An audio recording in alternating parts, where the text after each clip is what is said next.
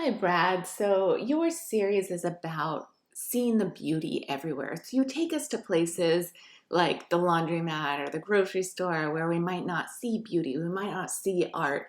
And you've brought your sister with you, who seems like she's a well achieved dancer, and put her in these places. So, that it's kind of as though she's like a figment of my imagination, that you want us to be in these places and see the beauty, and your sister's representing that, right? Like she's this little angel that's popped in to remind us to look at the beauty all around us. And it's just a strong juxtaposition, especially in the supermarket, to have her there where we don't expect to see a dancer. Here, when it's more of a stage, or this still feels like a stage, or even in the park, it feels more natural that she'd be there. But here it seems like she's like appearing in our imagination to remind us to look for beauty. All right, so let's start off by looking at your technical side of these, so your ISO.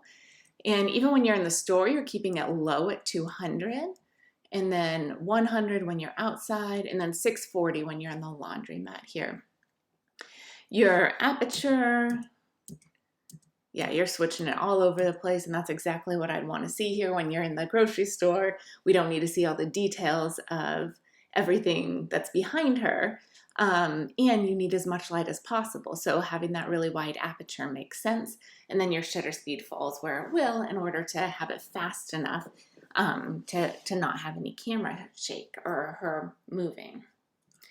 As we look at these closer, you have a low ISO, you don't have a long exposure, and those are the two things that could give us digital noise. But it appears that if we look at her skin, we're still having that digital noise. We're not having that smooth gradient. And actually, don't notice it as much there or there. It's just in that first image that I really notice it. So I'm not sure why that would happen. It seems like it would happen if you had a high ISO, but you don't have a high ISO. But everything else technically looks good as we move through all of these. The light in your images, when you're outside, you have beautiful light on her here, right? Here you're using soft light. You can see it's illuminating half of her face, creating a lot of dimension as the other side falls into shadow. This is really beautiful light that you found for her. When you're in the supermarket, if you're not bringing in lights, you're not going to have great light, right? You're using that overhead fluorescent light. There's not a lot you can do about that to give her the most flattering light. So you're working with what light you have there. You're not manipulating the light in any way.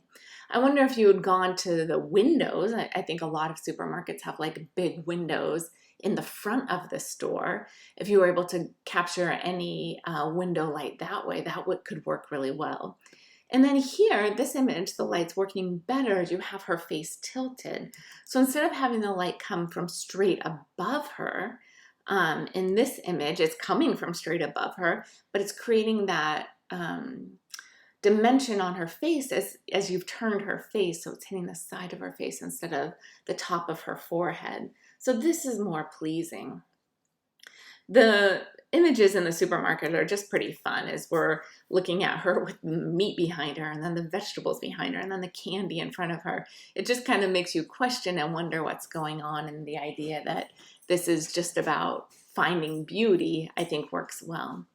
And then this is your strongest image of all of them as far as the composition goes, where you have your subject in, it looks like an amphitheater of some sort, and everything is working towards her.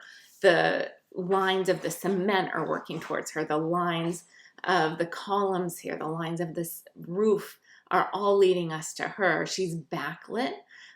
She's like a frame within a frame with those columns behind her. So a lot of things are working really well compositionally here. The light on her is pretty dark, so maybe bringing her forward in the amphitheater. I'm assuming that she is here, so maybe bringing her forward so there's more light on her, or waiting until the light changes, a different time of day where you can get more appealing light on her. Because right now, the light's behind her and it's not in front of her and it's not illuminating her fully. Compositionally, this is working really well also, bringing us down the line of the stairs and coming back here to the amphitheater. Here, this is kind of that idea in my mind that she's like a figment of our imagination. So you have this person just randomly sitting back there, and here this beautiful dancer comes out to entertain and remind us of the beauty. This is another really well-composed image with the lines of the bridge coming back, the lines coming back, and then there she is having an even wider aperture here, so the background falls further out of focus, and having a longer lens, so that 2.8 is a shallower depth of field would work best here. If you shot this with a 100mm lens at 2.8, that background would really start to fall out of focus. And then this image is well composed as far as using the washers to pull us back into the image, but then there's like this random person in the background doing their laundry. So as far as the cohesion of the images that include your sister are very cohesive.